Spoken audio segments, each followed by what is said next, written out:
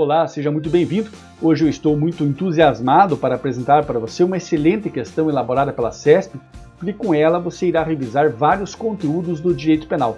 Iremos tratar do Pacto de São José da Costa Rica, dos crimes de preconceito, crime de lavagem de dinheiro, então são realmente várias questões que serão abordadas hoje.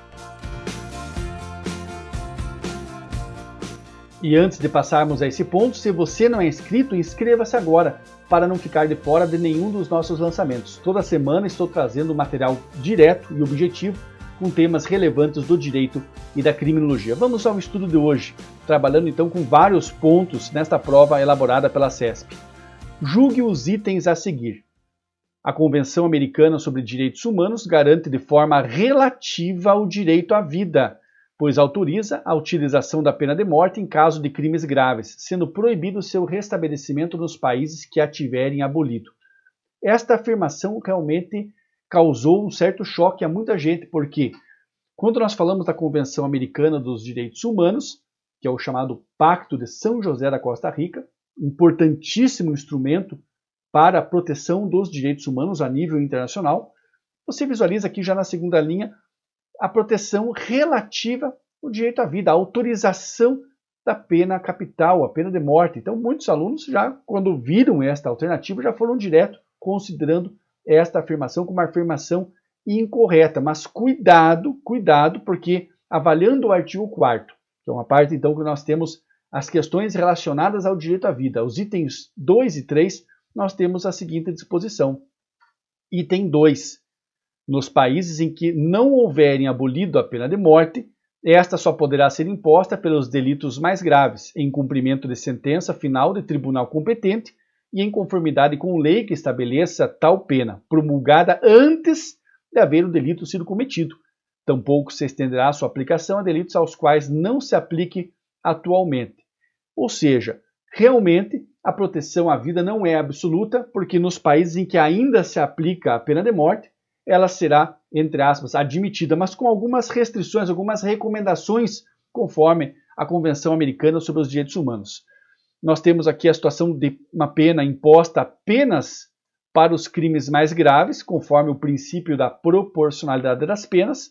Também temos aqui a questão da sentença final transitada em julgado condenatório do tribunal competente, aplicada por um órgão competente, aí você tem todas as questões do devido processo legal, e em conformidade com lei que estabeleça a pena, princípio da legalidade, e promulgada antes de haver o delito sido cometido, princípio da anterioridade e também da irretroatividade gravosa da lei penal. E no item 3, você tem a sequência daquela afirmação do enunciado. Olha, não se pode restabelecer a pena de morte nos estados que hajam abolido. Vamos considerar o Brasil, que aboliu a pena de morte. Nós temos situações excepcionais da pena de morte, uma hipótese de guerra, mas não é o caso. Vamos pensar numa situação de normalidade, a pena de morte não é admitida, ou seja, o Brasil adota o princípio da humanidade das penas, que proíbe penas cruéis, penas graves, penas abusivas, penas infamantes, castigos corporais e dentre elas também a própria pena de morte. Ou seja, a primeira afirmação está correta. Eu quero dizer para vocês que muitos alunos têm um certo receio, eu digo até medo deste estilo de questão, porque são questões que exigem realmente maior atenção, maior cuidado, mas eu, pelo menos, gosto ou procuro ver a vantagem desse tipo de questão, que é a seguinte: quando nós sabemos que uma alternativa está correta ou incorreta, nós já conseguimos com isso eliminar algumas questões. E aqui, como sabemos que a afirmação feita aqui, a afirmação 1 é correta, com isso nós já de pronto eliminamos duas alternativas. Veja, B, que dizia que apenas o item 2 está certo, então conseguimos eliminar esta alternativa, e já também eliminamos a alternativa D, apenas os itens 2 e 3 estão certos. Então já duas são eliminadas apenas com análise da primeira afirmação. Vamos à segunda afirmação. Agora deixamos este assunto e vamos para outro assunto, a condenação de servidor público por quaisquer crimes decorrentes de preconceito de raça ou de cor implica a perda automática do cargo público. O que você me diz? Certo ou errado? Bom, nós temos realmente os crimes de preconceito previstos em leis especiais, a chamada Lei K.O., É uma lei muito importante. Não confundir os crimes de preconceito com a injúria racial. Nós temos um vídeo, eu vou deixar a recomendação para que você assista depois, onde eu trago algumas lições sobre os crimes raciais, e este é um erro muito frequente. Eu quero dizer para você que na grande maioria das situações o que nós temos é injúria racial, crime contra a honra, mas as pessoas generalizam tudo como racismo. Cuidado com esse ponto. E realmente lá, além da aplicação da pena, existem efeitos da condenação e um deles, sendo o sujeito ativo um servidor público, um desses efeitos realmente é a perda do cargo público. Mas aí vem a pergunta, essa perda ela é automática? O que você me diz? Essa perda é automática? Quando nós trabalhamos com os efeitos da condenação, lembre-se que o efeito primário é a aplicação da pena e nós temos daí efeitos secundários.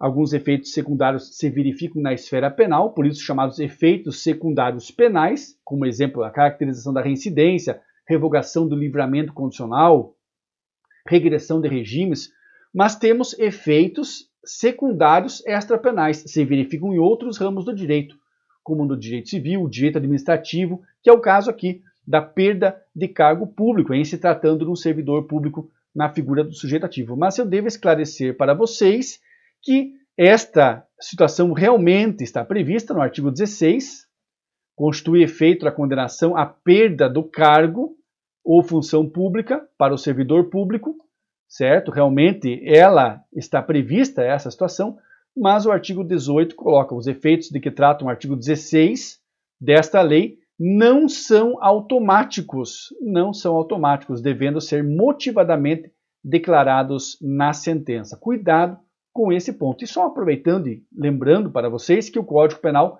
também dispõe de efeitos da condenação, especificamente nos artigos 92, 91 e 92. É importante que depois vocês revisem e verão lá que também nós temos os efeitos genéricos, que não precisam ser motivados na sentença, são efeitos que se aplicam automaticamente, e temos efeitos secundários específicos, que são não só específicos a alguns crimes apenas, mas que também devem ser motivadamente colocados na sentença. O juiz não pode, então, se ele não fizer referência expressa a esse efeito da condenação, ele não será aplicado, não é um efeito automático, é um efeito que depende necessariamente da motivação judicial. Desta forma, avaliando esses dispositivos, verificamos que essa afirmação está incorreta.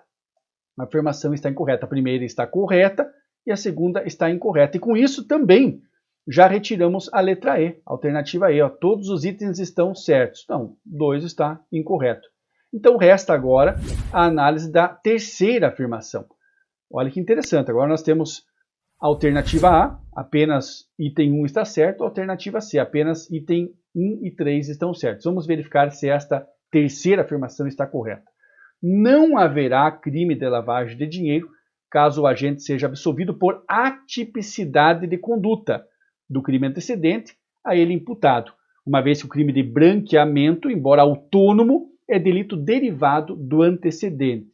O que você me diz? Importante crime, o crime de lavagem de dinheiro, nós precisamos ter uma especial atenção, porque toda a situação de corrupção, toda a situação de sonegação fiscal leva depois à lavagem de dinheiro. Eu tenho uma origem ilícita, né, desse capital e o indivíduo precisa reinserir esse capital de origem ilícita no mercado, por isso que ele vai realizar o branqueamento desse capital ou a lavagem do dinheiro, que são as expressões utilizadas. Por isso nós temos necessariamente o crime de lavagem de dinheiro como um crime acessório, um crime parasitário, um crime que depende do crime antecedente. Eu tenho o crime antecedente que gera esse recurso, esse capital de origem ilícita, e por isso, na sequência, eu tenho a lavagem de dinheiro. Se eu não tenho dinheiro sujo, eu não tenho lavagem de dinheiro, tudo bem?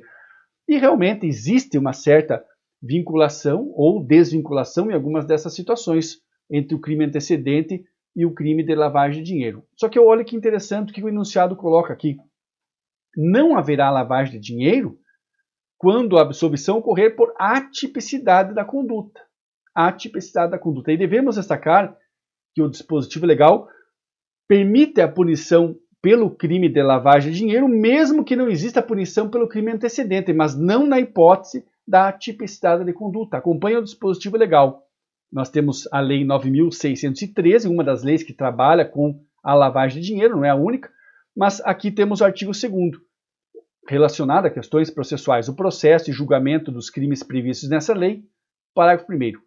A denúncia será instruída com indícios suficientes da existência da infração penal antecedente, sendo puníveis os fatos previstos nessa lei, ainda que desconhecido ou isento de pena o autor, ou extinta a punibilidade da infração penal antecedente.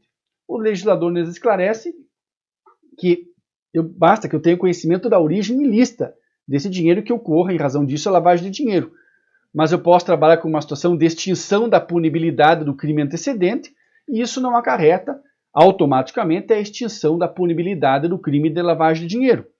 Eu posso não conhecer a autoria do crime antecedente, mas isso não afasta a autoria no crime de lavagem de dinheiro. Eu posso ter o autor do crime antecedente isento de pena, mas isso também não afasta o crime de lavagem de dinheiro. Então a banca trabalhou com certa astúcia com este ponto, porque o candidato lendo e lembrando desse dispositivo, ele sabe, olha, por mais que não tenha punição no crime antecedente, eu posso punir pela lavagem de dinheiro. Só que é interessante destacar que aqui nós temos a situação da atipicidade de conduta.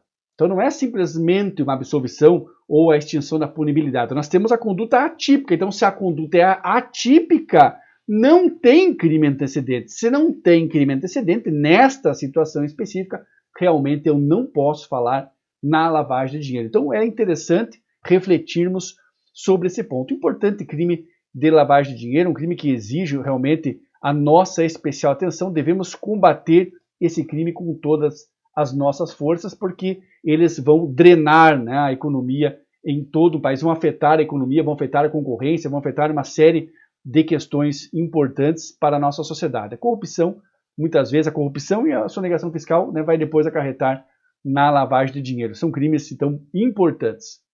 Afirmação correta, letra C. Apenas os itens 1 e 3 estão certos.